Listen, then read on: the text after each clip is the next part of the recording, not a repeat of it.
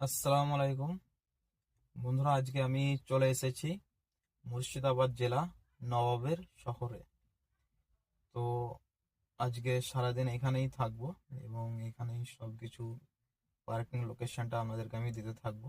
তো আমি প্রথমেই চলে এসেছি কাটরা মসজিদ। তো কাটরা মসজিদের পার্কিং লোকেশনটা আপনাদেরকে আমি দেখাচ্ছি, দেখতে থাকুন। তো দেখুন বন্ধুরা, এটা হচ্ছে কাটরা মসজিদ। এই মসজিদে নবাবের আমলে নবাবরা এই মসজিদে নামাজ পড়তেন এবং এই মসজিদের সামনেই আছে একটা মেন রোড।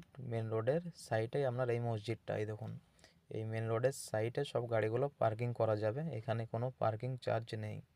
এখানে যদি জায়গা না থাকে, দেখুন বাম সাইডে একটা রাস্তা বেরিয়ে যাচ্ছে, বাগানের রাস্তা। এটা হচ্ছে আম বাগান। এখানে অনেক জায়গা আছে, এখানে আপনি পার্কিং করে রাখতে পারেন যদি ওখানে জায়গা না পান। ঠিক আছে, বাগানটা অনেক বড়, খুব সুন্দর বাগান। দেখুন সব আম গাছ লাগানো আছে এখানে, সব গাছগুলোই হচ্ছে আমের গাছ।